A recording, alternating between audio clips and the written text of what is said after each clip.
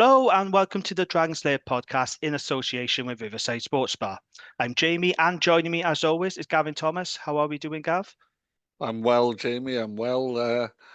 How was your yesterday? You went to see Sleep Talking yesterday. I'm surprised you not got corpse paint on and kind of elaborate makeup.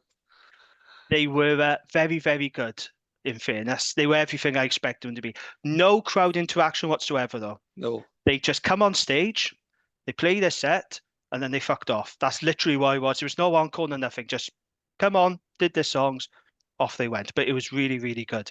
Yeah, thanks for asking.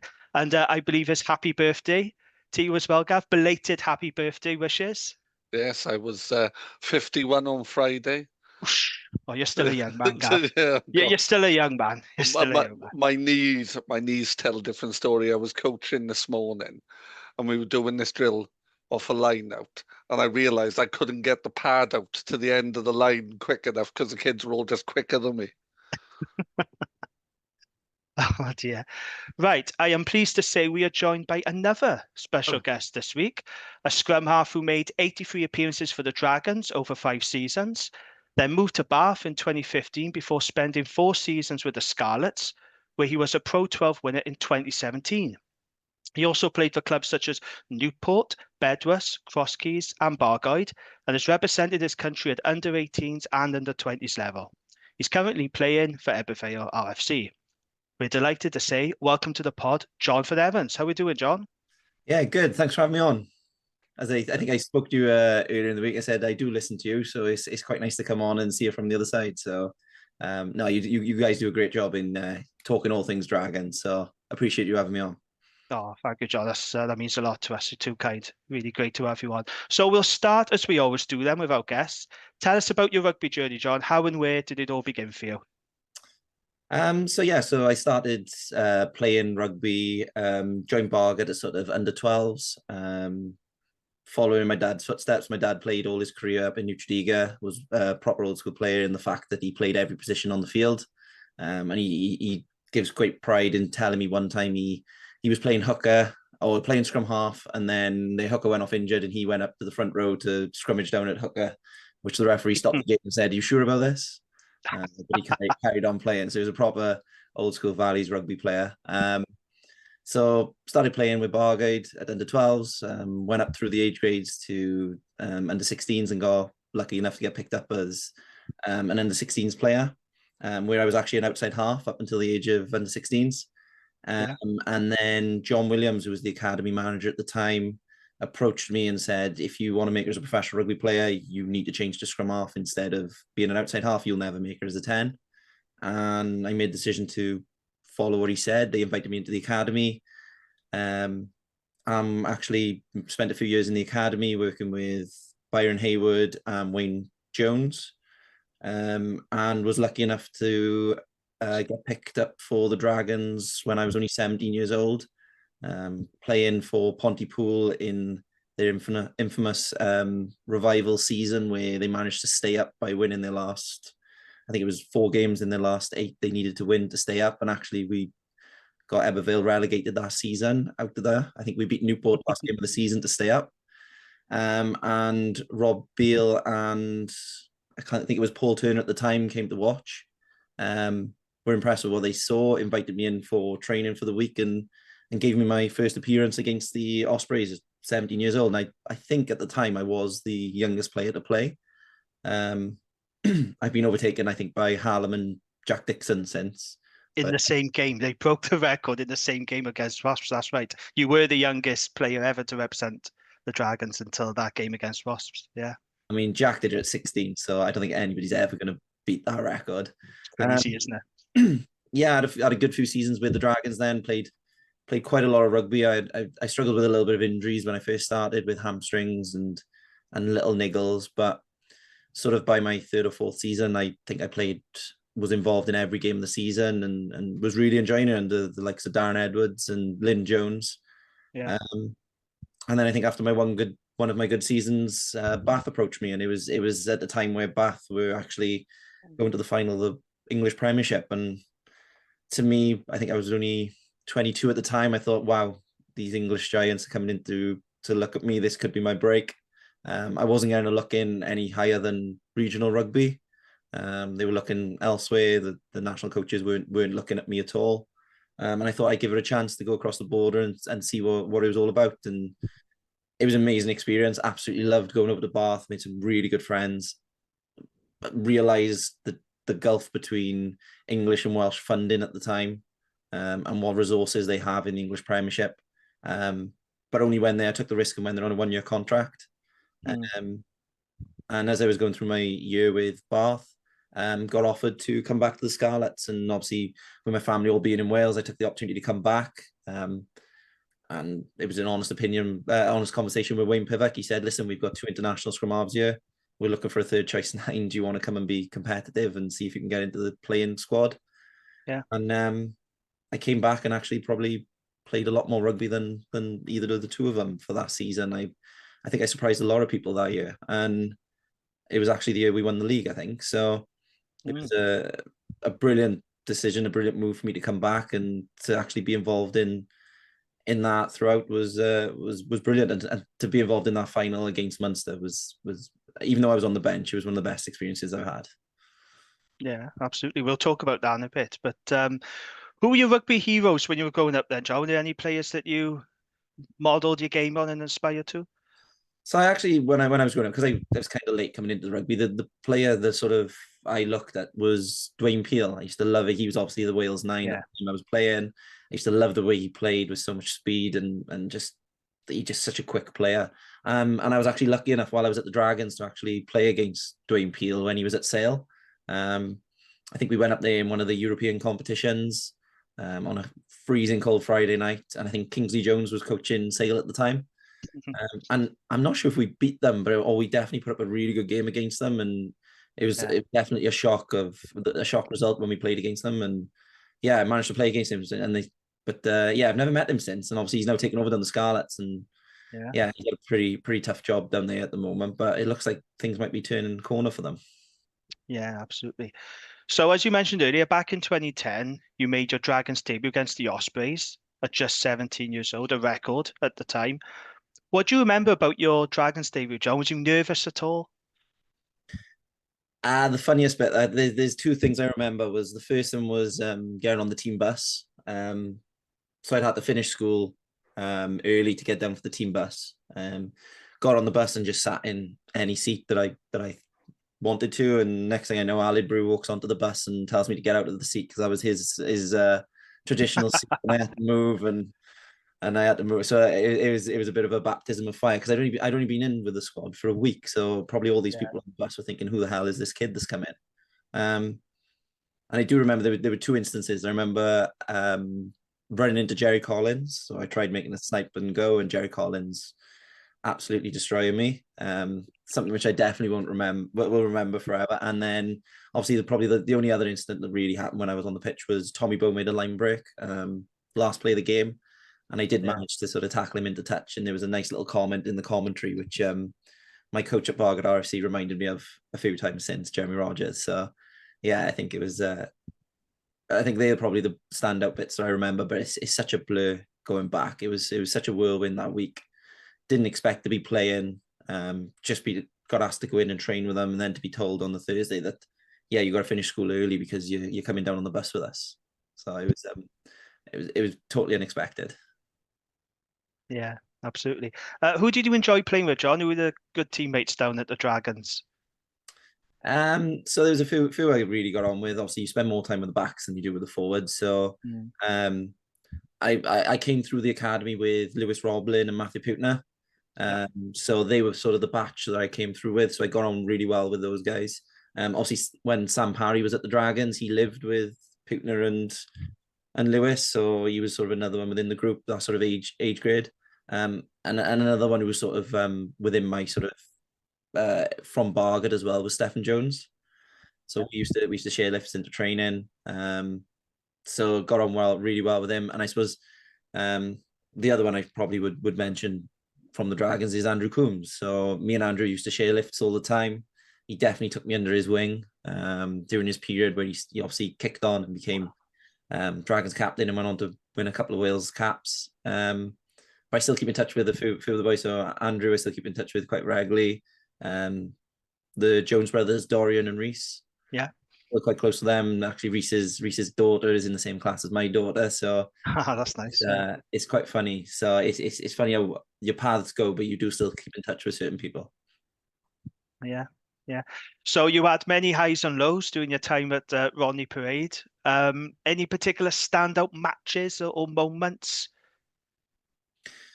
I think probably standout moments were scoring at the first Judgment Day against the Scarlets. So I think it was probably my first proper try for the Dragons. And to score at the Millennium Stadium. It was the first time I played at the Millennium Stadium, and it was the first time of a Judgment Day. So there was all this hype around this new event and everything, and it was a brilliant idea at the start, and there was great hype about it, and I can just remember breaking through and scoring on that one.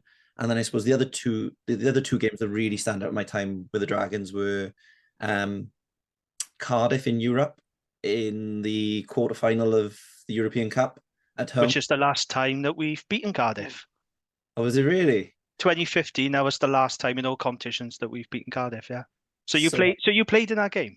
I played in that game. That was So you could say you beat Cardiff playing for the Dragons. Not many players can say that. Not many Dragons players get the luxury. No one for a decade, at least. The funny thing is, when they put up the highlights of the last time the Dragons beat the Blues in the league, I was starting in that game as well. So well done. It's strange when you say it's been almost 10 years since the Dragons have beaten the Blues in the league. It was never a game that we feared. What are you doing Boxing Day, John? Because you're clearly a good luck charm. So if you could make sure you're available for selection Boxing Day.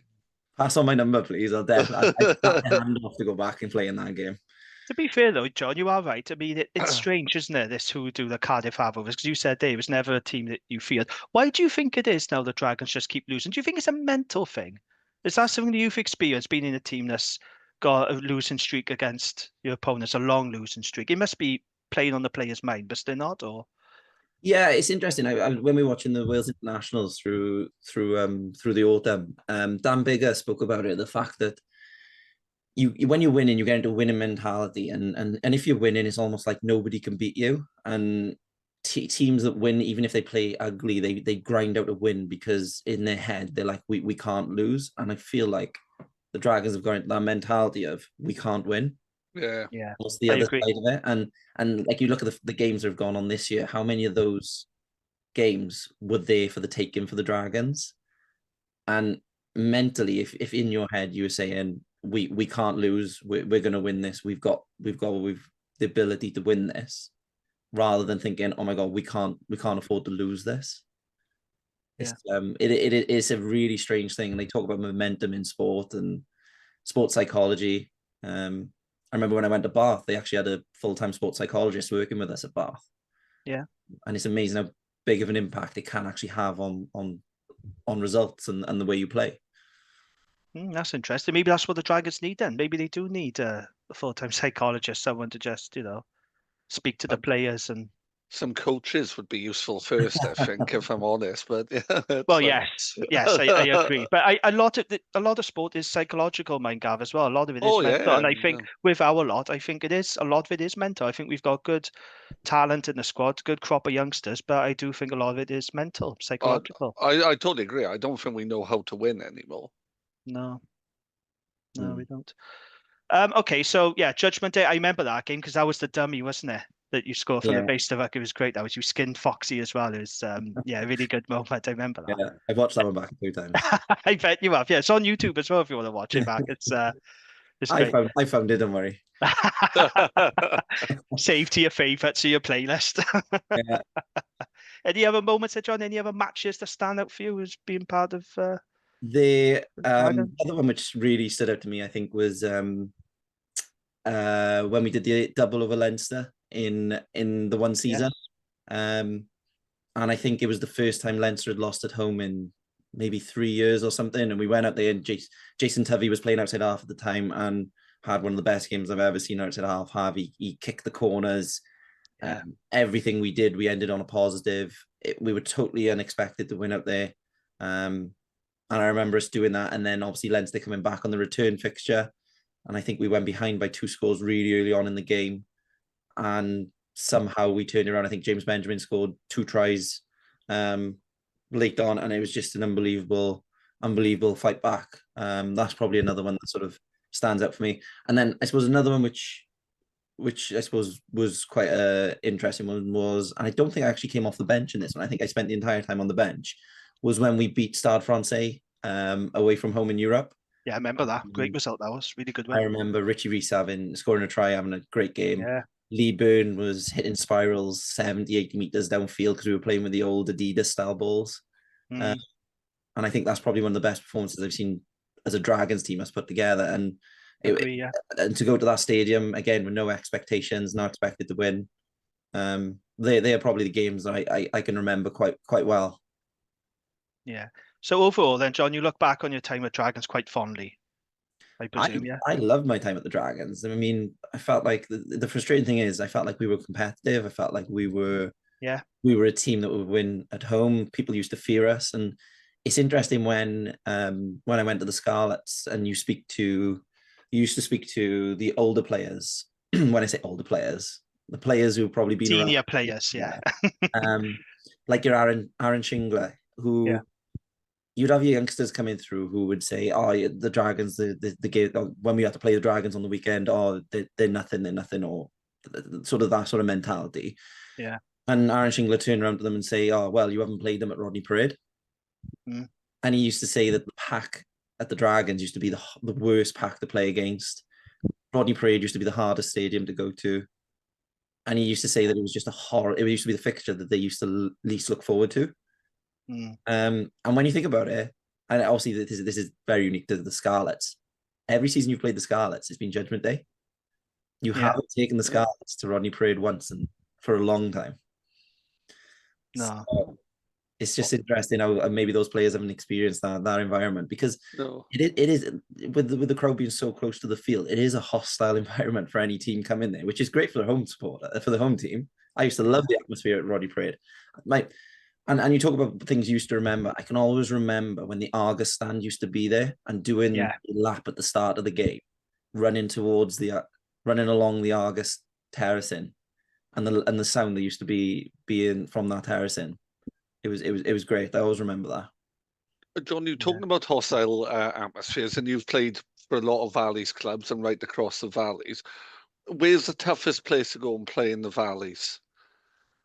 Toughest place to go and play in the Valleys. Okay. Are we talking Dowless Top on a 24th of December? Well, I think that's I haven't played it myself. I agree that's a good answer. Or Trevel as well, if you've ever played the Trevel. But in terms of playing in kind of Welsh Premiership, that kind of level. Probably the place where I've experienced the most hostility. There's 2 grounds probably. House of Pain, Pontypridd. Yeah. That was always fun. You'd always get the shed having a good laugh with you on the field, I suppose, and your fair share of abuse coming from them. But the one that I quite enjoyed was that probably was more personal to me was Bedwas, only because I played for Bedwas the season before, and obviously the Dragons had decided that when I wasn't playing, I had to move to a different club, and I think they moved me to Newport the following season. And the amount of abuse I got from everybody on the changing teams. So I think that was a bit more of a personal one, because obviously I changed allegiances because of being told to, rather than moving clubs because I wanted to. Yeah. Just to pick up what you say there with the Scarlets, we did play with Rodney Parade in 2019 and we won. I don't remember, it was the Sam Davis drop goal right in the dying seconds. And we did play last season on New Year's Day, and we beat them then by only a point. At Rodney Parade, we beat them. It was after we got hammered by Cardiff. On the Boxing Day, it was our next game, and Sam Costello, Wales fly-off, missed a kick straight in front of the post. I remember that. And the weather was absolutely howling. It was horrible, wind and rain. But we have played Scarlets a couple of times. But you are right, we do play them a lot at Judgment Day. I think we're going to play them at Judgment Day again. Well, I think the 4 seasons I was with the Scarlets, every Judgment Day was I think it was the Scarlets and the Dragons. So no, you're right. We do play them a lot at Judgment Day. So okay, so in 2015, then you leave the Dragons and you sign for Bath in the English Premiership. you spend one season here, 'cause you signed a 1-year deal, and you did find opportunities quite limited, didn't you? Because you had Nico Matawalu in front of you, didn't you, as well? You had quite a few scrum halves in front of you. Yeah. But looking back, you don't have any regrets about the move to Bath. You said you enjoyed your time there. It was brilliant. It was a really good learning curve. I think I was the fittest I've ever been. I think I became the best rugby player I could have become there. The amount of resource, the amount of effort, the amount of time they put into me. I think I went there and I was a little bit naive as to how much rugby I would get as a 22-year-old going into the English Premiership, having played every game the season before for the Dragons. I thought I was going to go there and walk into the squad at Bath. Looking back, without the English Premiership is, if you don't have an international cap, you're not likely going to be a starter. And they signed me at the same time they signed Nico Matawalu, who was at the time tearing teams apart up in Glasgow at scrum-half. And they wanted to give him a go. I did manage to get about 5 or 6 first-team appearances that season. And at the time, I was really frustrated and I felt like I was not given the chance I deserved and all this. But when I look back at it, to actually get 5 or 6 games in my first season was actually pretty good for a 22-year-old coming into a new league with that standard. And when you see the standard of players that were around me, for an uncapped youngster who really wasn't that well known on a rugby scene, I actually had quite a lot of exposure. And I was actually made to be the A-team captain. And Darren Edwards was the coach that sort of drew me up to Bath. So Darren was obviously at the Dragons and moved to Bath. Yeah. He was the one that spoke to me and said, "Listen, John, come up here. I really think we can develop you into something. I think this will be a really good move for you." And he did, and he spent a lot of time working with me. They spent a lot of time working on my ability, my kicking, my passing. Every day there was one-to-one sessions going on. Although maybe it wasn't the best in terms of me playing, I think what I did there, the result, the 4 years following at the Scarlets, was all because of what I did in that year with Bath. Yeah, no, that's fair enough. When you played in the opportunities you did get when you played in the English Premiership, did you notice a big change in terms of the physicality and the skill set of the players you were coming up against compared to what would have been then the Rabo Direct or the Pro 12 when you was playing for Dragons? Or the Magnus, I can't remember. I think it might have been Pro 12 or Rabo. I can't remember. It's changed leagues so many times, isn't it? It's rebranded. But did you notice any difference with the players you come against in terms of the league and the skill sets? I don't think the intensity was any more. I don't think the physicality was any more.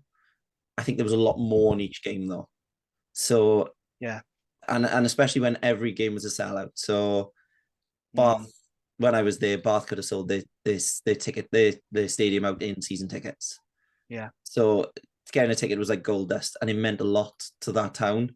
And when you're playing in front of full capacity stadiums week in, week out, when there's the pressure of relegation as well, I feel like the pressure on each game and they're less likely to make changes.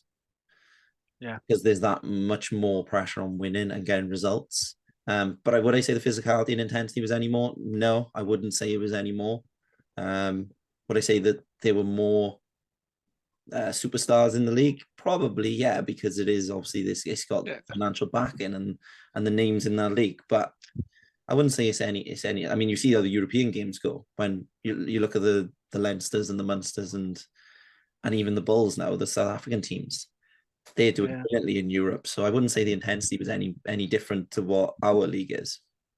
No, that's fair enough. I was going to ask. Oh, go on, Gav. Sorry. No, go on, Gav. I was just going to say, did Bath feel a bit like being in Wales? Because of all the rugby towns in England, it's the one that always strikes me as being the most like a Welsh kind of set, because rugby's the biggest show in the town. Like, you know, whereas if you go to Sale or if you go to Newcastle or whatever, there's a million other things going on, isn't there?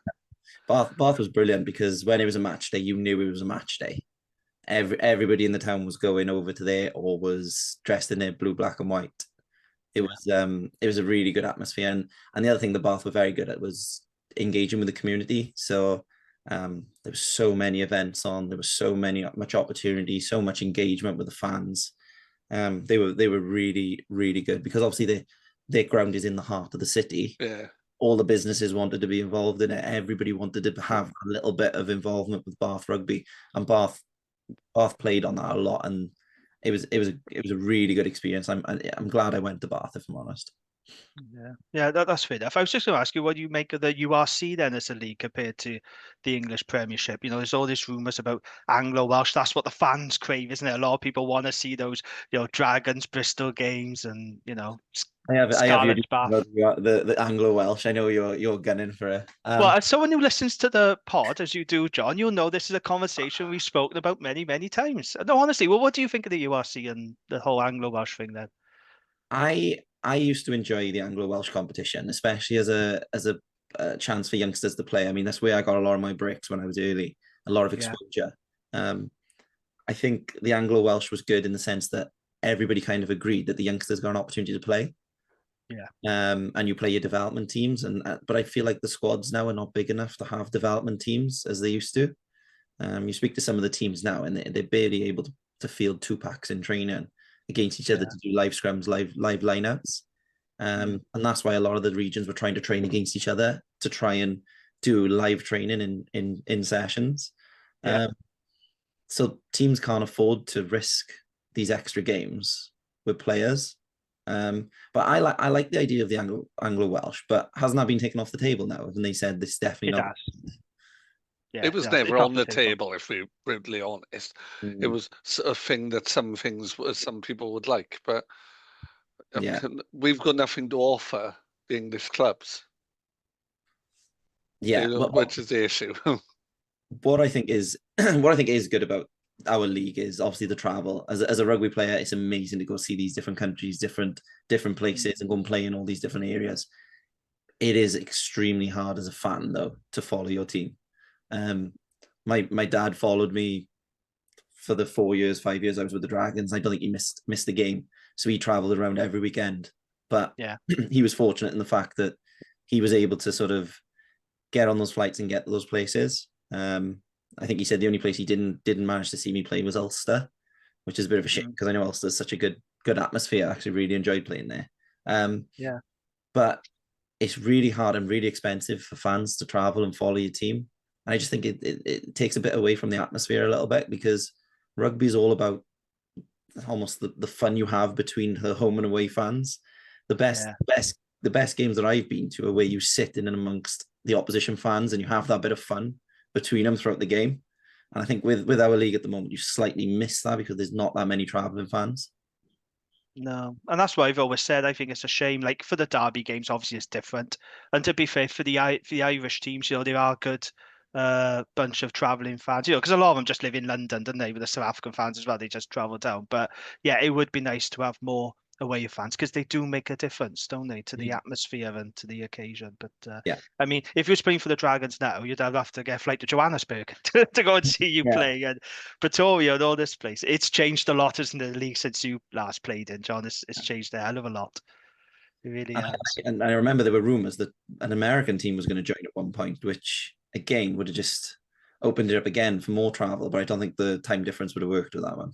Oh, I've heard all sorts of American, Spanish, Georgian, German. Yeah, German. It's just crazy. We saw what happened with Super Rugby when they expanded it, didn't we? More and more, when they let in the Japanese team and it's just the more expanded, just got convoluted and just crazy and confusing. It doesn't work. It's like the rugby league had that Canadian side in it, and they were funding everyone's flights to Toronto or wherever they were based.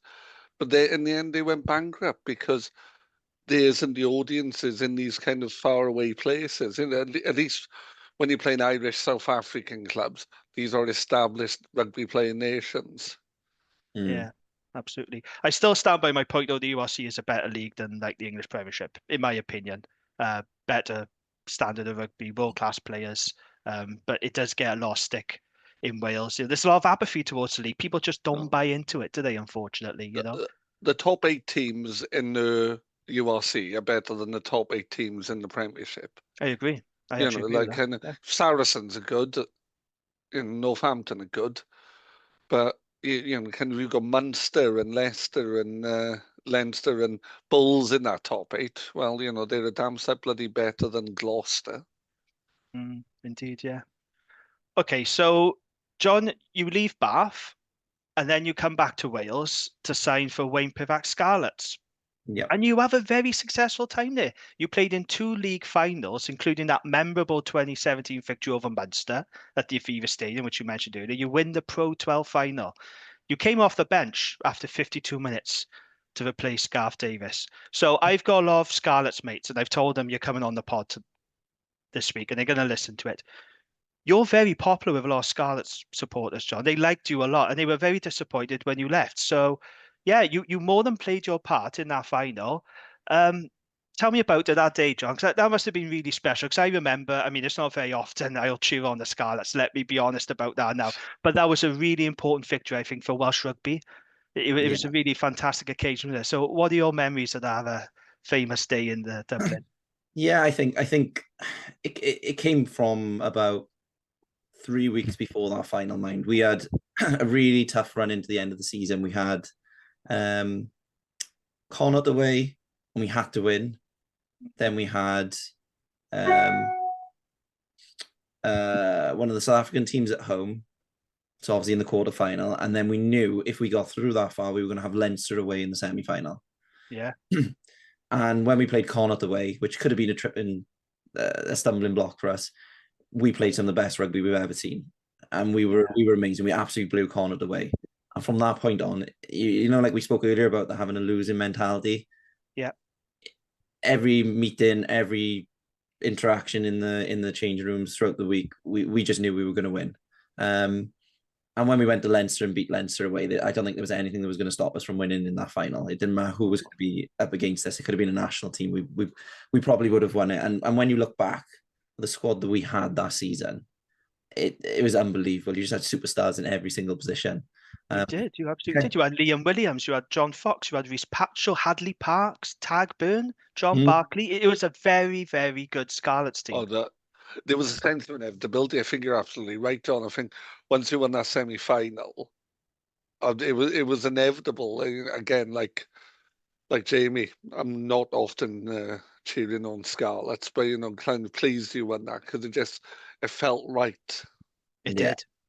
And everything just clicked. Everything was working. We went in there with a counter-attacking mentality, and from the first get-go, every time they kicked the ball to us, we counter-attacked, and out wide, they couldn't live with us. You had Jonathan Davis, Steph Evans, and Cubby out in the wide channels, causing absolute havoc. And I think there was 3 or 4 tries in the first half, and we came in at halftime, and the message was, boys, we've pretty much won this. Just keep doing what you're doing. And it was great. It was probably the most nervous I've ever been at a game. Yeah. And it was probably the most enjoyable game I've ever sat on a bench and watched. But it was also a bit of a sour grapes because it was the weekend of my stag. Yes, did you miss your own stag do for this game, didn't you? Tell us about that. I obviously had my best man wanted to plan the stag, obviously trying to book it in the off season. Looked at our regular season fixtures were finishing, and I worked out that obviously if we qualified, there'd be a semi-final and a final afterwards. Forgot there would be a European weekend in between. Right, okay. So obviously there was a league semi-final, a European semi-final, then the league final. So obviously he booked it for the week after, giving me time to sort of enjoy myself, get back, whatever. But it fell that the final was on the weekend that he booked. So yeah, he wasn't particularly happy. When we won the semi-final, I went to the changing rooms with messages from him. Don't speak to me ever again. Can't believe you're not coming on your stag, and all this sort of things. But they managed to, after we won the final, they booked me on a 6 o'clock in the morning flight from Dublin to go and join them. So basically, after winning the final, we went out and celebrated, and I left the nightclub, got in a taxi with my passport, straight from the nightclub, straight to the plane, the airport. I don't know how I got through security on my own. I don't know how I found the gate, but I managed to get on the plane, slept the entire journey, and managed to get in there. So it's all a bit. Where was your stag, John? Budapest. Solid place for a stag. Yeah, it was brilliant, but I didn't, other than sleeping for probably 6 hours on the flight, I didn't sleep for probably 3 days. So yeah, it was great though. But going back to the rugby, I just don't know what happened in that final. Everything clicked, and it was like it did. Yeah. Everything we tried worked. Every time we tried throwing the ball out wide, and I think we honestly just blew Munster away with how we played. Yeah, absolutely. What was Wayne Pivac like to work with, John? I enjoyed working with Pivac. He didn't do a huge amount of coaching, so I've heard you speaking on the podcast about the fact you don't rate his coaching. No, that wasn't me. That was Gavin, actually, I should say. No, absolutely. I am not a fan. And at the start, when he took over the job, I said he strikes me as somebody who microwaves tea, and I stand by that. Waste tea. What Pivac was good at was Pivac was a man manager, so Yeah. he was very good at delegating to the coaches about what they were doing. And the one thing which I appreciated with Pivac was he was really honest with you. If you were out of line in training, he'd call you into the meeting room and tell you there and then, listen. Yeah. And he'd go through with you and he'd say, what do you think you did here? Don't think this is right. Okay, make it right. And he'd be honest with you up front. If you weren't selected, he'd call you into a room and say, listen, we've selected you for X, Y, and Z, or we haven't selected you for X, Y, and Z. I remember after the 2017 season, I wasn't selected to go into the Wales squad, even though I played the majority of the games. And Pivac called me in, and he was deadly honest with me. He said, "Listen, we fully expected you to go, but you can't let your head drop now. You need to work harder. We'll help you. We'll push you forward." And I really appreciated his honesty with me by the time I was there. And he had to keep 3 nines who were obviously competing with each other happy throughout the season. And there may have been a couple of times where I thought I should have been playing, and he picked Aled over me or picked Gareth to start, and every time he did, he always had a conversation with, well, certainly with me. I don't know how he dealt with other people, but he certainly always had a conversation with me, and I always felt like I knew the reason why he was doing it. Yeah, that's good, isn't it? Because at least you know where you stand. You often hear players saying that, they don't communicate with a coach and they don't know where they are, in the team. But Pivac was always honest and always straight with you. You knew exactly where you stood, didn't you? The one thing that Pivac did enjoy is he enjoyed a character. He enjoyed a laugh. Yeah. So he enjoyed Cubby. Of course he would, yeah. Brilliant character. And he enjoyed people with that sort of character of basically they'd run through a brick wall for you, and they'd have a laugh and a joke, but when it came down to it, stepping over the white line, they were deadly serious and got the job done. Yeah. I wonder what Pivac's thinking now when he's stuck in Wales. I wonder I'd love to get a penny for his thoughts, because he got sacked for far less than what Gatland does now. Well, what do you think of it, John? I think knowing what Pivac's probably like, it probably doesn't bother him at all. I wouldn't think it would cross his mind again. He's probably looking at it and going, I did everything I could. It's interesting that he's pulled Patchell and Jake Ball out to his team in Japan. So that's quite interesting. He's got a couple of the Welsh players out there with him. So obviously he's trying to build something around them again. So I wouldn't be surprised if he gets Hadley Parks there, because he used to get on really well with Hadley Parks. I think the amount of money he's earning in Japan probably, kind of helps him to get over the disappointment with Wales as well. Oh, it probably does. I just wonder if he's having a chuckle to himself now. I wonder if he's having a glass of wine and he's seeing what's happening with Wales and Welsh rugby and have a bit of a chuckle. Because like I said, he got sacked for far less. He's definitely having a glass of wine. Yeah.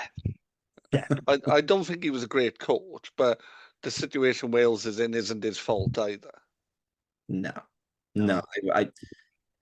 I got a feeling you could see it coming. Our golden period. There was an aging team, and I'd like to know sort of how many players were actually trialed coming through in that period of the golden with the 3 Grand Slams and things like that.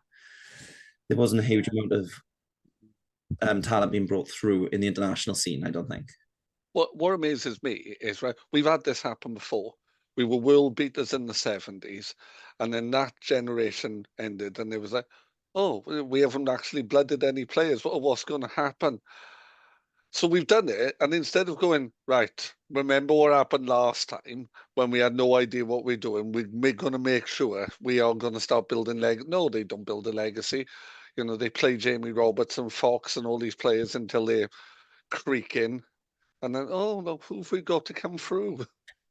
Well, have you seen the announcement recently about the 60 young players they're identifying at the moment? Yes. That's good news though, John, isn't it? What do you think of that? I think that's positive, but that's a 4 to 5 year fix, because none of those players are going to be ready for the next 4 to 5 years. Or if they do, the players they bring into international scenes too early generally they don't have long careers. I mean, George North is a complete and utter Yeah. exception to that. They brought him into the international scene really early, and he had a 10, 11, maybe 12-year career of playing international rugby. But you look at all the other players that went into international rugby too early, and how many of them are actually still playing. Tyler Morgan, Hallam Amos, these are all examples in my head. Who was the other winger as well? Who was ridiculously young and then disappeared. Tom Brady. Friday, yes. Used to play for, and was good for the Dragons when he wasn't injured, in fairness. Oh, they're great players, absolute players. But I don't know if getting into that international scene too early hampered what they were able to do and hampered their development. So I think this is great, but I think this is a 4 to 5 year plan. So what's going to happen in the 4 to 5 year plan? Are they going to identify 60, 25-year-olds to 28-year-olds that are going to keep us going for the next 6 years? Or are they just going to say that's the national team? It'd be interesting to see what they do. But like you say, at least they are putting something in place to try and blood new people coming through. Okay, fair enough.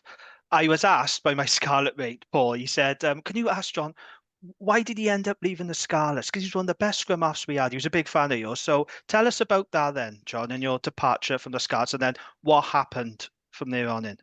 I was just a series of I was just really unlucky with the timing. So I had a pretty significant injury in my second season in the final. I did a Liz Frank in my foot, which took me out of action for 9 months. Sidelined me for 9 months. Obviously, while I was sidelined, Al had left, so they had to go and find some new scrum halves. They brought in, what was his name? Sam from Edinburgh. Went to Exeter after the Scarlets.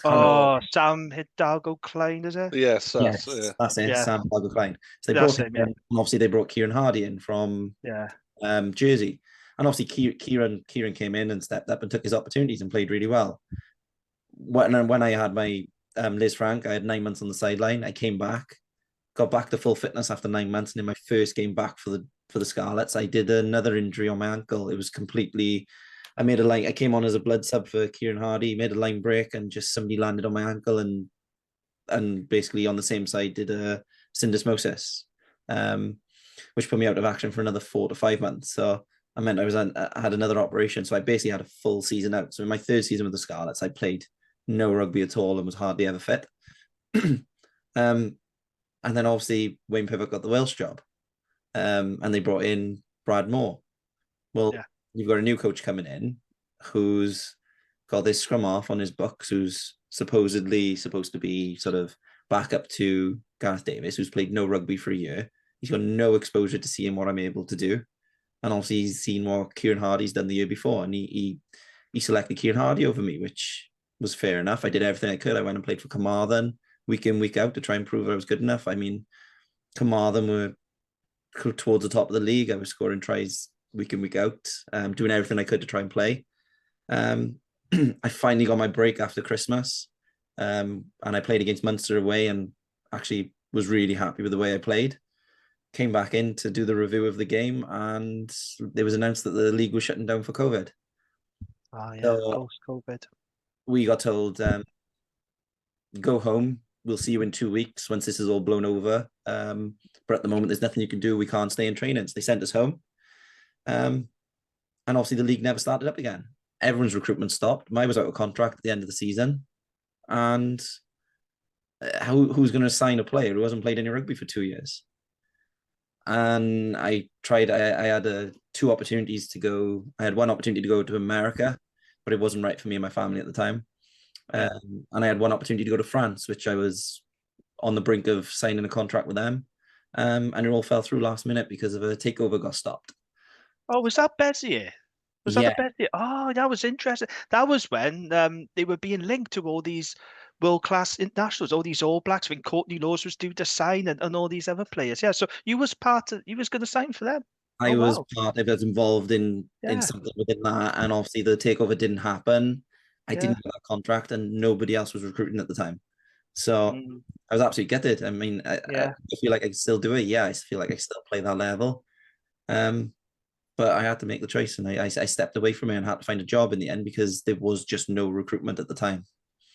Yeah, that must have been really difficult for you though, John, isn't it? You know, because rugby's in your blood, you want to find a new club, and like you said, you still feel you could do a job at pro level. I still think I'm better than half the pros in the moment. So I mean, I may be 32 and getting on a bit, and I'm a bit fatter, but give me 6 weeks, I reckon I can still get up to that level. Wiser. It's not fat, mate. It's wise. It's wisdom. That's, I always describe myself as the wisest bloke in our club. that's what I tell myself when I'm playing for Ebbw Vale.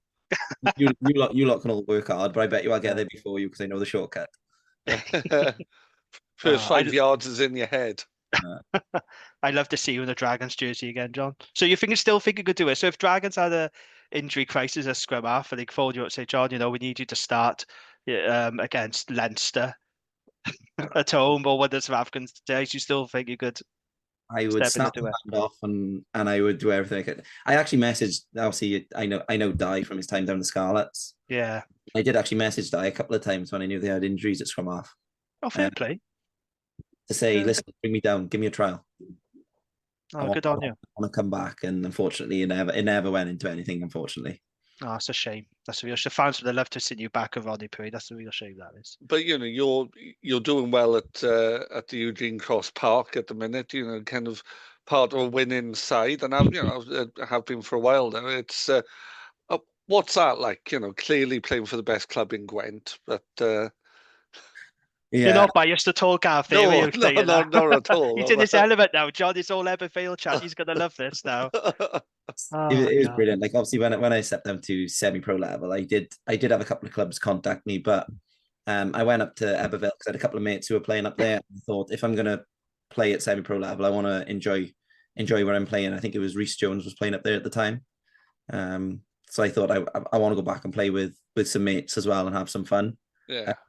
But I've actually kind of fallen in love with the club a little bit. I think they're a really good family club. They've really looked after me and my family. I love that after the game they take my 2 daughters into the clubhouse and let them run loose, and the people behind the bar really look after them. They cook them food if they want them to.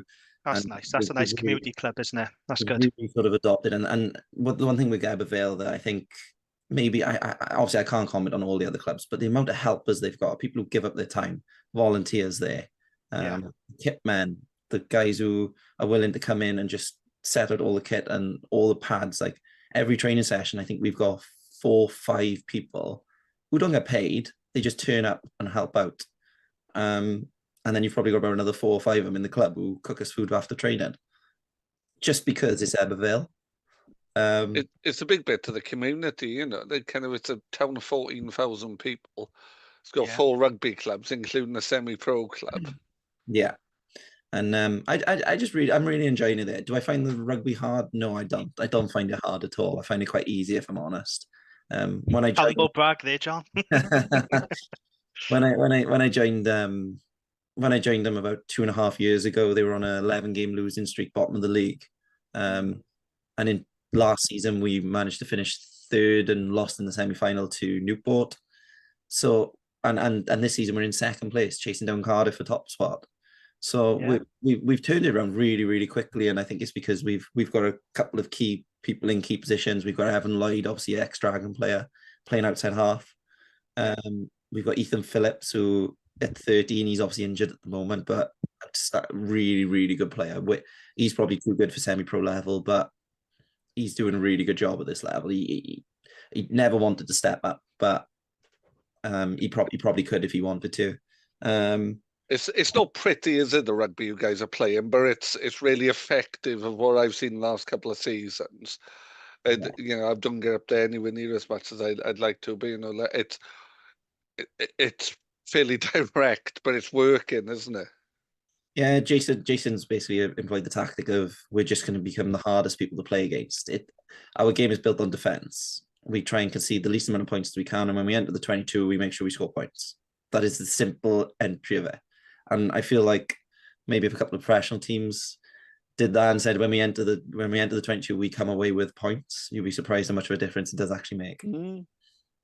I think it's important for the town because that it's been up and down a bit. That kind of I remember being there when we beat Toulouse, kind of in '98. It was a fantastic day. It's important. It's an important part of the town, it's and the fact we've got a win inside at the minute is really kind of They're kind of really important. And the last couple of times I've been up, because for years all I saw was bloody Ospreys tops, which drive me bloody mental. But the last couple of times I've been up there and out in the pubs, you see people in Ebbw Vale tops, and I think Good. that's what you good to should be see. seeing. Yeah. Yeah. No. Yeah. Well, we know that there are more Ospreys supporters in Gwent than the Dragons. We've done this joke, haven't we, about the blind of Gwent massive coming down to Rodney Parade. Harry Rees Weldon is at Ebbw Vale, of course, Dragons winger. He scored 4 tries in 2 games when he played for the Dragons development team. What's he like? John, could you tell us a little bit about him? 'Cause he's Yeah, been he's good. tip-out feature, He's hasn't a specimen. he? Yeah.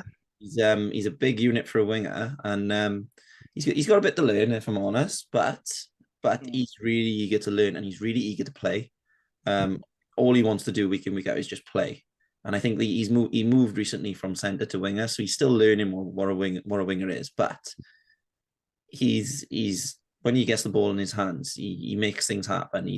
I think he could push on. He could become competitive. Maybe not this season, but maybe in a year or two. I reckon he could, if he keeps working hard where he is, and if he keeps playing the way he's playing. I reckon you may see him put on a Dragons jersey in a league game, maybe in a year's time.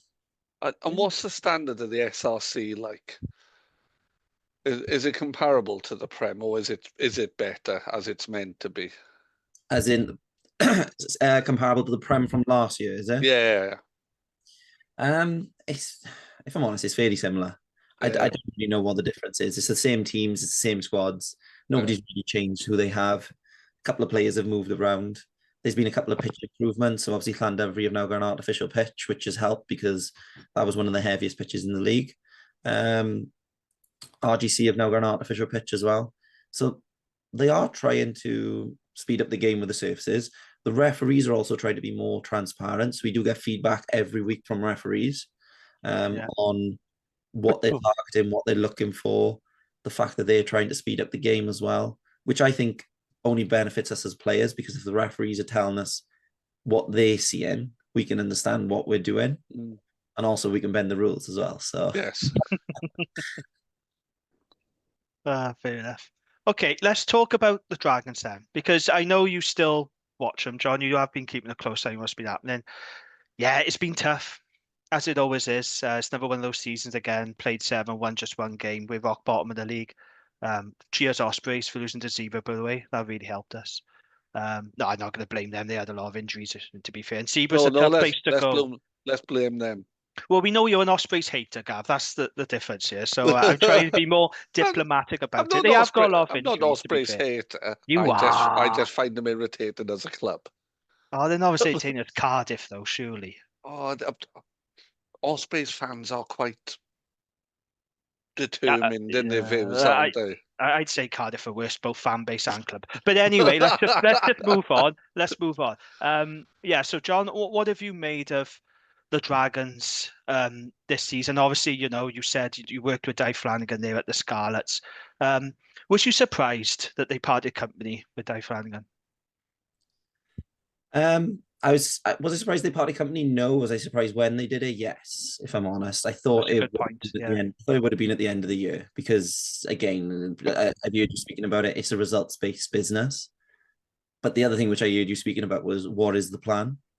That's Gavin. That's Gavin's big thing. Gav, what's the plan? I do kind of agree with you saying that, because it's great to sack somebody, but as you said, what is the next step? And I think obviously the coach has taken over. He's coming in the summer. It'll be interesting to see how he does and what he does in the next few weeks. I've spoken to obviously Harry to see what's going on in training. So there's been a few changes. And obviously it's a lot stricter in training. He said that there's not as much jokiness. It's more serious, because I think they all realize that the position they're in now, and as players, you've got to take a bit of responsibility, because at the end of the day, you've lost the game. You've cost somebody their job. The players haven't lost their job. The coach has lost his job because of the performances you've put in.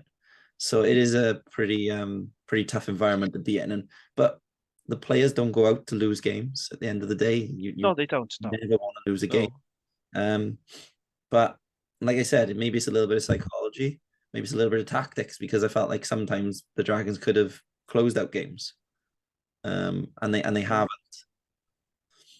No, you're right. I mean, look at Sharks and Lions. Those were two very winnable games, and we blew it. And had we won those games, Dai would still be in the job. He was told he had to win 3 games in the first block. That's what I had on good authority, but it's narrow margins, isn't it? So, John, you're a scrum half, so you know what's going on generally, and can you see what the backs are doing for Dragons? Because I'm a forward, I most of my time is happening behind me, so I don't know what's going on, but I can't really work out what the backs are doing. I can't see the structure there. Can you see a structure? I think the Dragons' biggest weakness is the 10 at the moment. I don't think they know who their starting 10 is and what style they want to play. I think Rodri and Dane are doing really good jobs at 9. And obviously Morgan Lloyd yesterday came on and excellent. I think he was really good. Highlights. He was really good. I know Morgan really well because obviously he's Evan's brother. Yeah. So I don't think there's any issues at 9. I think the problem is they for the last few years they haven't had a consistent 10. And this year, they still jump in between Will Reed and who's the 10 they brought in the summer? Sorry, Lloyd Evans. Lloyd Evans. They're still jumping between the two of them. And I don't know. You look at the other 10s in the league. Would you say they're on par with the other 10s in the league? I don't know. Obviously, I don't want to bash anybody because I don't know what they're doing at the moment. But the other thing which I think is slightly lacking, which I know whatever team I've had is a direct centre who can just give you gain line. And obviously, an Iron Owen, great player, great rugby player. I've heard loads of really good reports of him. I've never played with him personally, but a lot of the coaches I've spoken to have said how good of a player he's going to be. Yeah. But is he a ball carrier in 12 for you? No. He's not going to go over the gain line. He's more of a playmaking 12, isn't he? What we haven't got is that big physical 13. Like we need like a Jamie Roberts. I know he a Manu did play 30, a Tuolagi, a Foxy. We need someone who can truck it up and get over the gain line. I mean, we have got Harry Wilson, the centre that we brought in from Oz. He has the attributes, but he is pretty raw. Yeah. It's fair to say. I mean, I thought he played all right against Cardiff when he came on for Joe Westwood, but there was a few errors in this game. Could become that. If Joe Westwood keeps developing the way he is, he's a big bloke, Joe. He could. And Harry Ackerman as well. Yeah.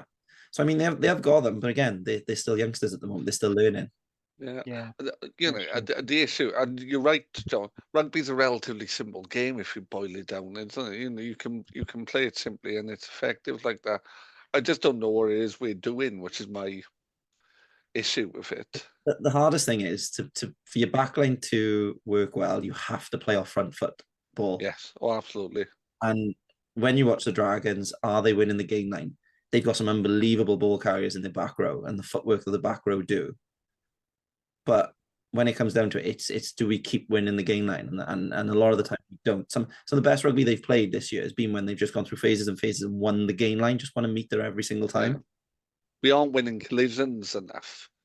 No. Which doesn't make much sense to me when you consider who we have available to us in our back row. You can't keep relying on your back row all the time. No, absolutely not. And that's the challenge, isn't it? We are relying too much on it.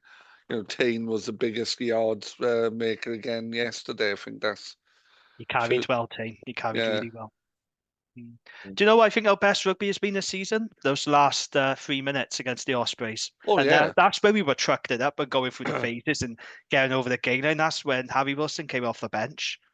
And he got us right over the gain line. He got straight up to the 22 and Duke Yando crashed over. Yeah. 3 minutes of our best play that we've done this season. So look how much patience and composure they had in that game. It was like a different team. It was very un-Dragons-like, wasn't it? That's the thing, yeah. But the thing is, fans will say they don't like that kind of rugby. But if we just holding on to the ball and grinding out yards and winning games, I don't think anyone cares. No. So that's the point I've made to you, Gav. I know you don't like the Ospreys and their style of play, but I wish we had Osprey style of play where we had a really big forward pack and we go over the gain line and our set piece game is strong. They play sensible rugby for their players, it's. Yeah. And I think that's the difference with us and the other regions. All the other regions, you can see what they're trying to do. There's a discernible style of play. Yeah, you can. Yeah. And I don't know what we're trying to do. Kind of Cardiff Scarlets, they're trying to play something a bit more expansive. Osprey shove up their jumper. It's all, it's working for them. Well-ish. There's no identity with the Dragons, is there? That's something No. again. As you know, John, you listen to the pod, you'll know Yeah. that we've talked about there is a lack of identity in this Scarlets Dragons team. We know what the Scarlets play. But it's interesting as well. Like when we had Di on and he talked about a Gwent style of rugby, well, the Ebbw Vale team at the minute is playing Gwent rugby for me. It's ballsy, it's up front, it's hard, it's not pretty, it doesn't matter. It's taking inches. And as John said, it's just, strangulating defence. And, that's Gwent rugby. That's where I grew up watching my dad play. It's not designed to be pretty. Yeah, Gwent rugby. We played Carmarthen a couple of weeks ago and scored 6 driving line-out tries. Wow. It won us the game. It's not pretty. But every time we entered that 22, you know what's coming. The defence knows what's coming, but go on, you can't stop it. Yeah, absolutely. It's only what Glasgow do in the URC. That's what Glasgow do. It's very simple. It's very effective. You can't stop it. Exeter did it very well a few years ago. Won a European Cup. When they entered the 22, you knew what was coming. They were going into their pick and go game. Every time they entered their pick and go game, they scored a try. Because it's really hard to defend. You can't defend pick and goes. I've had a bunch of 11-year-olds doing pick and goes today. Like, it's not what they want to be doing. They want to be about. But it's hard to defend pick and goes. But yeah, like I say, it's not pretty rugby, but is it winning rugby? I would love to see the Dragons do that, but we haven't got the pack. We haven't got the front five to do it, unfortunately. But I would kill to see that. I really would. It wouldn't bother me the style of play, but I just want us to win. That's all I want. I just want to see the Dragons win some games. Is it too much to ask? It is at the moment, unfortunately. It's been for a long time, but then again, you say they've got an identity, but they've now got a new backs coach again, as in Obi. What's his name? Yes, Matt O'Brien. Yeah. You can't create an identity overnight. So how many times have we changed coaches in the last few seasons at the Dragons? Wayne Pivak only won the league in his 3rd season. Yeah. It took him 3 seasons to build his identity of how he wanted to play. At the Scarlets. And it was only in that season when he clicked, the 3rd season. So it must be hard for the players to say, when you say you haven't got an identity, but if you've got a different coach coming in every time trying to tell you something different, who's trying to change things, every coach will have a different way they want to play. So it'll just be interesting to see if there is some stability. And I thought with Di, we were starting to get some stability. He'd had a couple of years. You could kind of see a little bit of a pattern coming. I'm wondering if they're going to give a little bit of stability now to the team. That's a fair point, because people forget that Wayne Pivak really struggled in those first 2 years, and we all remember seeing #PivakOut trending, didn't we, on social media. I'm just getting, Sophia Titi is our new interim head coach, as you know, John. I'm getting very reluctant head coach vibes from him. I'm getting, I didn't come here to do this. I came here for my mate Di. I came here to coach defence. I don't want to be in this position. That's the vibes I'm getting from him. I did enjoy his interview after the Cardiff Blues game yesterday. Wherever they asked him, he didn't want to talk about what they asked. He just went into what he wanted to say. It was very. It was. What do you think of this player? I'm not going to talk about that player. I'm going to talk about what I want to talk about. Gav, what do you think? Are you getting sort of reluctant? I didn't come here to do this vibe from Tia Tia. Yeah, he really doesn't want to be doing the job. It's. You don't know. Which I understand. But the thing is, if that's the case, then find someone. This is, without wanting to sound like a broken record, you've got to have a plan, and we don't have a plan. I was waiting for that.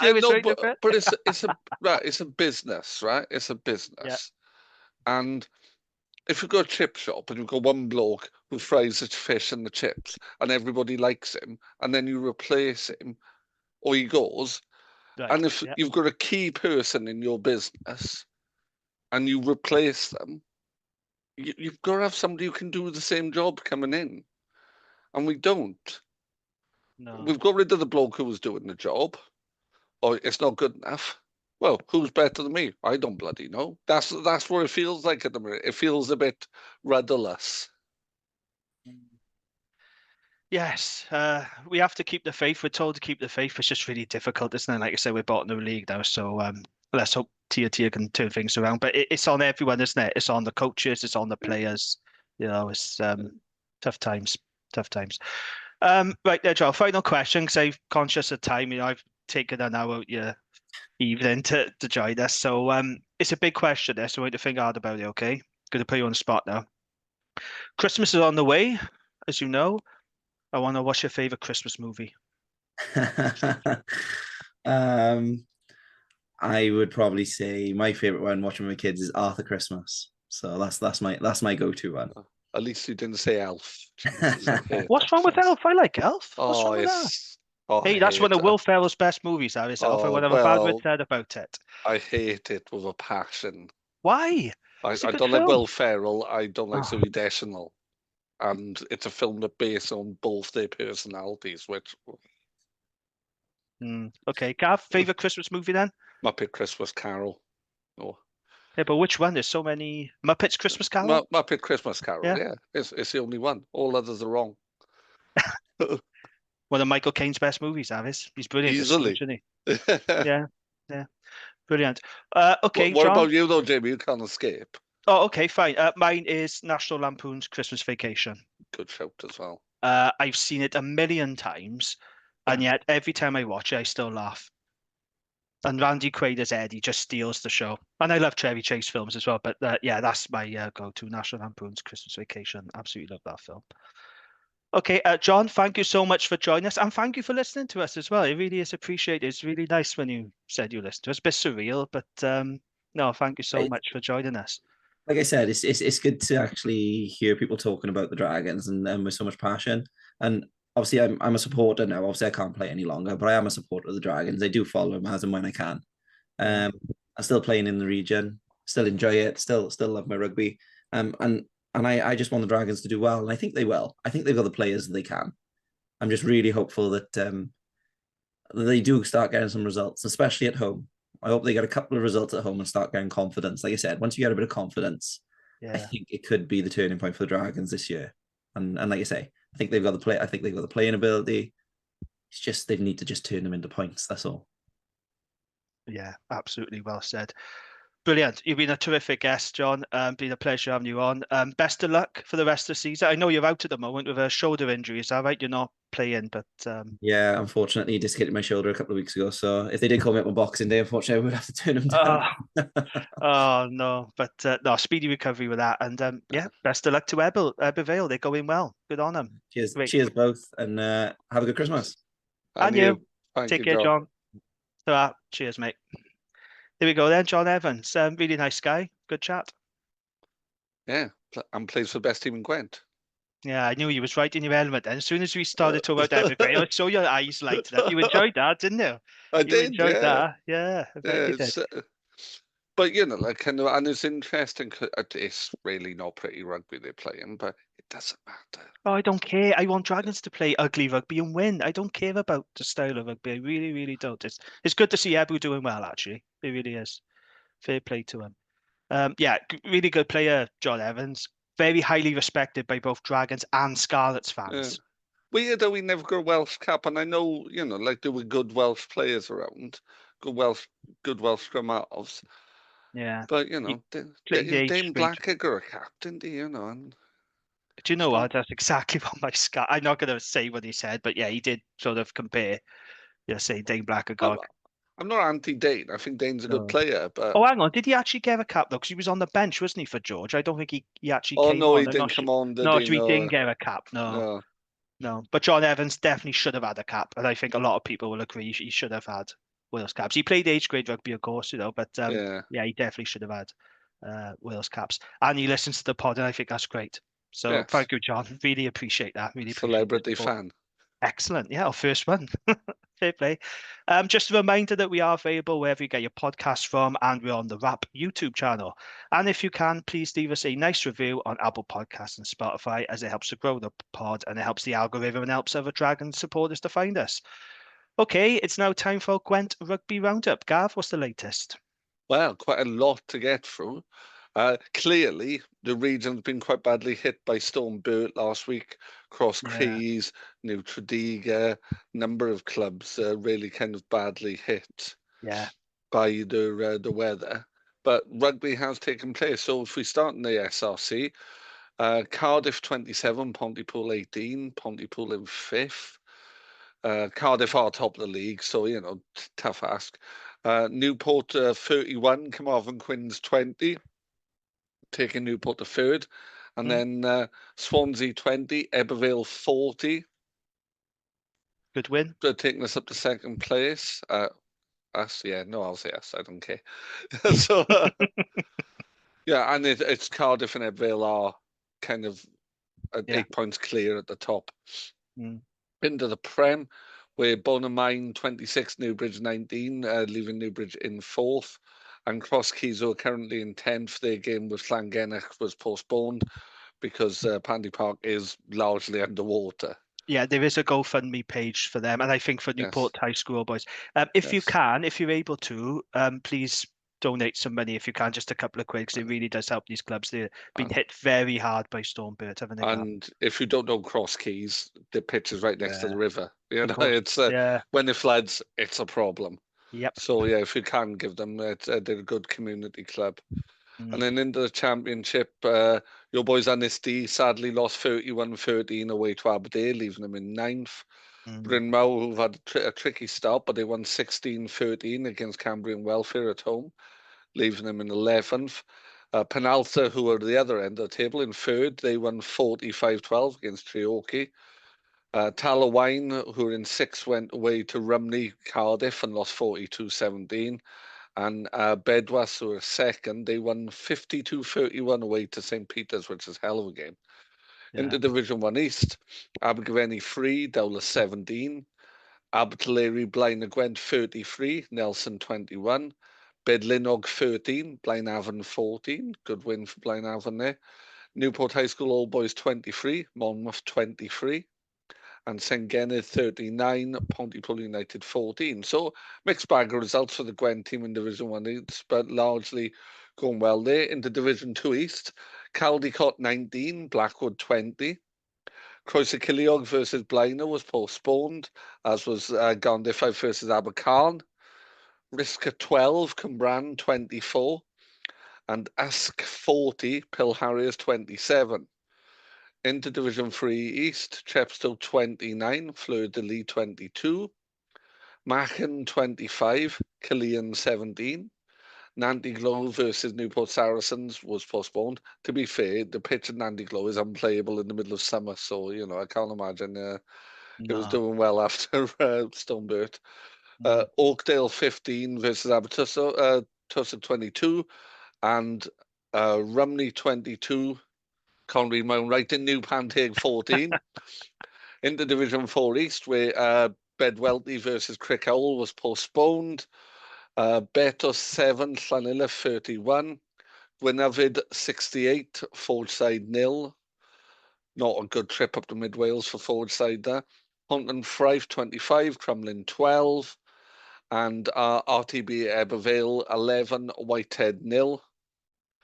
Into Division 5 East, Abersychan 16, Blackwood Stars 22, Beaufort 3, Derry 36, Hollybush 17, Hartridge 17, and Tredigau and sides against Hafod Ynys was also postponed. And Division 6A, both games were postponed. Brynifel versus Cumcawn United and Old Tolerians versus Girling. In Division 6B, St. Julian's High School All Boys 48, Whitchurch 10. If we then go into the Dragons Athletic League, so Monmouth Druids beat Newport High School Old Boy Expendables 17-14. I love second team name's great. And then Annisty Rats 22, Gwynafyd Athletic 12. I'm loving those names. We've got some local teams around us. Helen, like, they're quite close to an old mental hospital. So Helen Lie's nickname are the Loonies. And Spike Milligan was a life president at Rye Rugby Club, so they're called the Goons. Ah, that's great. Yeah, love that. So, Fair play. And then, as John was suggesting, Coleg Gwent are back up into the top flight of Welsh schools rugby.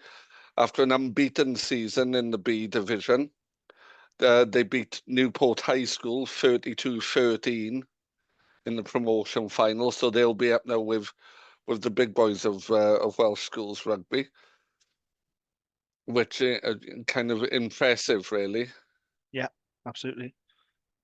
And because they're kind of Glan Taff and the big rugby producing schools are in that top level, so it's impressive. And our friends at the Dragons All Stars also have some updates for us as well. Mm-hmm. So they've said, "Hi guys, less said about yesterday's result, the better." But on a more positive note, the undefeated Dragons All-Stars of 2024 returned to action in the final game of 24 away to Melksham on the 7th of December. Is that Wiltshire? I want to say it's Wiltshire, Melksham. Maybe, yeah. It's also a special day for our one and only All-Stars hooker, Christian Hyde, who turns the big 5-0. Yeah, I know Playing Christian rugby, well. playing rugby at 50, Christian, that's foolish. Yes, he's very involved with the supporters club. He does a good job, Christian. So, yeah, good stuff. Is that it, Gav? That's it, yeah? Yes, that is all the Gwent rugby for this week. Excellent. Okay. Just a reminder, this podcast is brought to you in association with Riverside Sports Bar, the place to be for great food and live sport in Newport. They're located next to the river in Clarence Place. And for more information, you can find them on Facebook or on their website. Right. We will have to talk about it. We don't have to talk about it for long because we are pushed for time, but we are going to have to talk about yesterday. Another defeat to Cardiff. Cardiff 31, Dragons 23. So I watched the game in the pub before I went to the gig, and these were the bullet points that I wrote down during the game. So for the majority of the first half, Dragons were the better team. Yeah, agreed. And the only reason Cardiff went ahead 79 at the break was because they were clinical and we wasn't. Yeah. As simple as that. They took their chances, we didn't. Although we created a lot of opportunities, our skill set let us down. Far too many wayward passes and knock-ons. We've seen that far too many times, Gav, haven't we? Yeah. And it's getting really frustrating when you keep saying the same thing week in, week out. Angus O'Brien missing 2 straightforward penalties, a goal which should have been scored. That was really frustrating. Goal kicking seems to be an issue. We've seen it with Lloyd Evans, and I really don't want to see it with Angus. We're big fans of Angus on this pod, but please come on now, Angus. You got to score those, mate. Those are pretty straightforward. His technique was he was getting a lot of air, but not a lot of accuracy, weren't they? Yeah, I noticed that. The game was won in the first 20 minutes of the second half. I think that's when Cardiff really did kill the game in that. We don't start second halves very well. I don't know if that's something you've noticed as well as me. We come out cold, don't we? And yes. And that was where the Sharks game was lost. It was where the Lions game was lost. Yeah, it's becoming a regular theme. We're not starting the second half well, and it's cost us again. All of Cardiff's tries were soft and easy.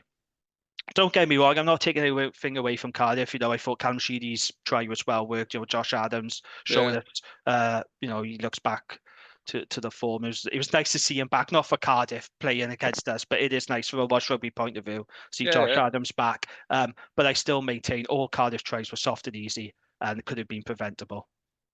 And that's disappointing. Yeah, we were poor in defence, I thought. Yeah, disappointing when defence has been one of the positives, I think.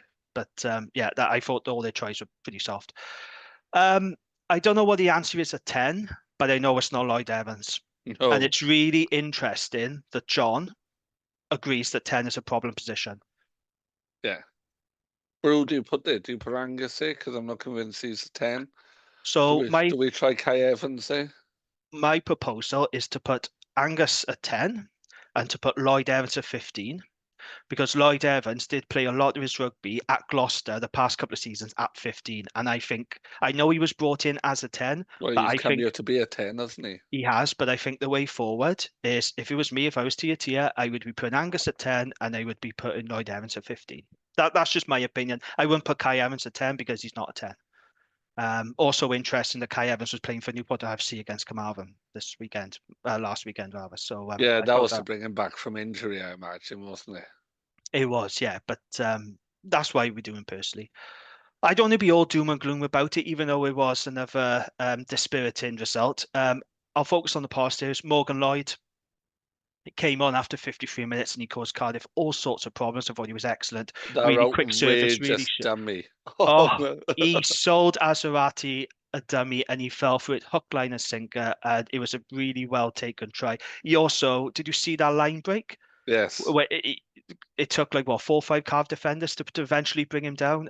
Terrific. He just gave us energy and zip. And I'm not taking anything away from Rodri because I thought Rodri was actually good. Yeah, no, Roger had a good game. But I'm really pleased with Morgan Lloyd. I think he's developing really well. If you speak to Pontypool supporters, they'll tell you how excellent he's been for them as well. And Dane Blacker want to be looking over his shoulder, I think. You want to be looking over his shoulder because Morgan Lloyd is making a very strong case now to be Rodri's backup I'd say in the future. yeah. So, you know, but the thing is, like, Rodri didn't have a bad game because I would say no, Rodri was probably one of the 3 best players we had on the field. You know, in the first 50 minutes. You know, Tane had another great game. he did. He carried really well. Well, that was my next point. Tane Basham, I thought was really, really good. Carried incredibly well. Nice to see Dimitri R hit back. Yeah. You know, because he is one of the few players that can scrummage for us, and it was nice to see him back. And I guess the other positive is, I know it's a dispiriting result, but a 31-9, I honestly thought it was going to be another repeat of what happened on Boxing Day. Yeah. I thought, here we go again. This is same old Dragons. Go into our shells, heads down, zero confidence. We're going to get battered again. To be fair, we did fight back pretty well. It wasn't enough, but we could have easily crumbled at 31-9 down, and we didn't. And I think we do owe a little bit of credit. I don't know how much of the commentary you heard in the pub, but zero. It was all, the jukebox was playing. I'm afraid. All right. Yeah. So Alex Cuthbert, after we come within 9 points, said, "I can see Dragons sneaking another one here," and it did look like that. Yeah, I think we left ourselves far too much to do. Like I said, I think the first 20 minutes of the second half, that's what really killed us. Oh, yeah. It was 2 self-tries, weren't they? Or, 2 self-tries. Yeah, those missed points, you know, if Angus kicks those, we could have had a bonus point for it. But it's really frustrating that in the first half, I think we did have Cardiff on the ropes. You know, I thought we were playing really good rugby. It was just those opportunities were not sticking. Like I said, too many wayward passes, too many knock-ons. Trying to overplay it. Overplaying. But the point is, Gav, we see this week in, week out. This is nothing new. It's the same old story, isn't it? That's it's like John said, when you're in the 22, you've got to take points. Yeah. And imagine if we had actually finished off those opportunities that we created. It would have been a very interesting. It would have been a very interesting game. I would like to see how Cardiff would have responded. You know, because there was that one that Harry Wilson dropped that pass, didn't he? From Angus. I don't know whether it was the pass to blame or whether Wilson just sort of overrun it slightly and then knocked on. I don't think it was a great pass, but I did think he overrun it as well. Yeah, that's what I'm thinking. But if that sticks and Harry Wilson goes over, I think we need to stick with Harry Wilson as well. I want to see him get some game time because, if Westwood is out, we need to know if Harry is up to it. We've brought him over all the way from Australia. I don't think he's come cheap. You know, I'm not saying he's going to be expensive either, but, we brought this guy over. Let's see. Let's give him an opportunity now. Let's see what he can do. And we were having this chat now, group chat, just on WhatsApp, but other than Shane Lewis Hughes, none of the signings have really done anything yet or barely played. Yeah, that's true. Did you see David Buttress on Twitter last night? I did.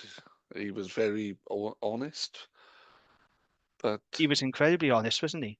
One of the tweets that caught my eye, one of many actually, but he said, well, somebody mentioned about recruitment. Basically, we all say that recruitment has been very disappointing. David replied, "I have been disappointed with the summer's work, to be frank. We can and must do much better. We have owners willing to put more money in. We have to get a structure right off the field and make the most of that investment." What he's saying there, Gav, essentially is, I've been disappointed with the recruitment. Yeah. But then the club was trumpeting the recruitment. When we signed these players, they made a big song and dance about it. All these big men and, whereas the reality is, so Cummins far, apart from Shane, well, he's picking up knocks. He's not even playing. Funaki, when's he coming back? I mean, he's had a knee op. We signed him. He was crocked. He had a knee op, fair enough. Now he's had an infection in his knee. Tia said he's not going to rush him back. Understandably so. He's going on medical advice. When are we going to see him? Lloyd Evans, I'm not convinced by. I'm just not. No. I think Ollie Bowes is one for the future. Yeah, I'm he's okay with looked that. good. And I think Shane Lewis-Hughes has been terrific. But on the whole, when you compare our recruitment to Cardiff and Scarlets recruitment especially, it's not been good enough, is it? And No. even the owner of the club is admitted we got it wrong on recruitment, Gav. Yeah. And then tie that in with the whole stuff you were saying about coaches and stuff. They don't have a plan. He said it's a good window to be looking for a head coach. It would have been a bigger issue if it had drifted. And he also confirmed that they are starting the process now of looking for a new head coach. So do you feel a little bit more reassured by that, Gav? No, really. We don't know. No, because it's a case of we did this thing. We knew we might have to do this thing, but we didn't have a plan in the first place. Because if Di had this target, which I've no reason to doubt that was the case, then surely you've got a plan just in case it doesn't come off. Yeah. It just feels more and more like a knee-jerk reaction, doesn't it? And I do agree with John. I think Di probably would have gone at the end of the season. This was his last year in his contract. But to get rid of him now at this stage, I still don't see the benefit. And now we've got a very reluctant head coach who has made it all but clear that he didn't come here to do this. He came here for his mate Di. He came here to coach defence. He's left his wife and family in New Zealand. He doesn't want to do this, Gav, does he? He doesn't want to be a coach. No, but if we had I don't know, we had someone else lined up, and they've said, right, so Di's gone, we're bringing in X. Yeah, fine, because you've got a plan. I've talked about this before. It's the Maurizio Pochettino thing. Yeah. It's that Nigel Adkins at Southampton. They had Maurizio Pochettino lined up. He came in, turned the club around. If you're going to do that. Have somebody who's going to make a difference. Or a bloke who's like, I don't want to be doing this. My kid's the other side of the world. So the league table now is pretty grim reading. So we're rock bottom. We're 16th. We're behind Zebra now. So we're on 7 points. Zebra on 11. Ospreys on 11. They've got a lot of injuries, to be fair, the Ospreys. When they get those players back, they're going to be better and they're going to be climbing the table. And then you've got Stormers in 13th. Benetton are having a disappointing season, didn't they? 7 games, only 2 wins. So that's very unlike Benetton. But Gav, the league table doesn't lie. We are bottom now. No. Do you Cardiff have for 4th? Yeah, which is even grimmer, isn't it? Do you have any faithful confidence the Dragons can turn this around and get off the bottom? Or do you think this is it now? Oh, we could probably finish 15th. But do you think Zebra are better than us now? Because they have beaten Munster and Ospreys. Oh, they seem to be improving, don't they? They're a basket case, though. I don't know if you saw them against Cardiff. They were but terrible. People say the same about us, my Gav. People say we're a basket case team as well. Oh, God, yeah, but I don't think we're beating Munster. But but for a half against Cardiff, they barely looked like a rugby team. Oh, that first half against Cardiff, yeah. And yet they pushed them closer than we did. That's the ironic thing, isn't it? And in the first half, we were very good. Yeah. Discipline let us down, didn't take our opportunities. Suddenly we're 17-9 down at half time. I'm watching thinking, how has this happened? How? But yeah, I don't think finishing above Zebra is taken for granted. What I would say is we could do it, but we could just as easily finish stone cold bottom. I'm finding it very hard to see where the wins are coming from. And I say this every season, I know, but even more so now, I'm finding it a struggle. I don't know who we're beating. Ospreys, maybe. Well, not in Swansea. We never beat them in Swansea, but it's a difficult one, isn't it? I mean, we got Zebra, but we have to go to Zebra and play them. And don't forget, we haven't beaten Zebra in Parma since 2019. And they've beaten Munster this season already. And Ospreys, yeah. It's I'm sorry, I don't want this to be a doom and gloom pod, but I think like a lot of supporters now, I just I'm struggling. I'm really struggling with it. But kind of the issue is, where's the light at the end of the tunnel? Yeah, I know. That's the issue, isn't it? There's no light at the end of the tunnel. That's why it's hard to be positive, because you go, oh, we've got this to look forward to, that, you know, they need to sort out. They need to find a new coach. The 7 games in, like I said, we lost our head coach. We parted with him. We got an interim head coach who doesn't want to do it, and we've got our owners admitting the recruitment was bad. Yeah, it's It's not not a luck, good is start it? to the season. No, The optics are not good at all, but no. that's where we are. We are where we are. Well, we haven't got too long to mope. Dragons got to lick their wounds pretty quickly because they got a 6-day turnaround now. Yeah. So we return to action on Friday night. It's the start of our European rugby campaign against top 14 side Montpellier. Kick off 8 o'clock. Live coverage is on S4C, so it's on free to air, which is good news if you haven't got. Well, I don't even know if it's on Premier Sport because Premier Sports have got the European rugby this season. Yeah. I'm not sure it's on there, so it looks like S4C have got the sole rights for this game. How are we going to approach this game then, Gav, on Friday? Because I think we are going to have to make changes, aren't we, with a 6-day turnaround. So what would you be doing? Would you be making mass changes? Do we go all out for this European Cup? I would be going all out to win this. You would? I would get the best 23 I could manage in terms of fitness and do everything I could to win the game. With a 6-day turnaround, though. That's what we got to bear in mind. It's a 6-day turnaround. I do appreciate that, but you know, it's winnable. Montpellier aren't necessarily going to bring their A game to this. Yeah, you'd think they wouldn't bring their full strength squad down here for you. When a lot of French clubs, it's wrong to say they don't take it seriously because I think if you look at the last few finals, French teams have won it. I don't know the stats, but you know, French clubs do win this competition, especially in recent years. But in the early stages, they don't tend to be as bothered. It's only in the later stage of the competition, isn't it, where they start taking it a bit more seriously. It's like that internet meme, isn't it? Like, you know, kind of French teams and this like little fluffy dog, and then jacked dog with loads of muscles in the later stages. That's what French rugby teams are in European competitions. So this is a eminently potentially winnable game. Yeah. So you seem confident that we can get back on track with this European campaign. Confident's the wrong word, Jamie, but I think we have to make the effort. This is a really big month for the Dragons now, even more so in the context, because obviously Montpellier, Friday night, we got Newcastle. That's not going to be easy. They've improved. They beat Saracens the other night. Steve Diamond looks to be turning them around now. They're more competitive. We got that Boxing Day game against Cardiff, as we know. Then we got to go away to the Scarlets. And then we got a home game against Po. There's no easy fixtures in this block, is there? Nope. No easy fixtures at all. Yeah, it's difficult to see where the wins are coming from. But hopefully, I think if we do beat Montpellier, I think that puts us in a good position in this competition. I would like us to have a run in Europe. I think that'd be good. I think that'd be good for our confidence. You've seen Dragons teams in the past where we struggled in the league under Lynn Jones. And then remember, we had a good run in Europe, didn't we? And that was a nice distraction from the struggles in the league. Whether that can happen again, I don't know. It's a tough pool we're in. But yeah, as I said, there's no time to mope.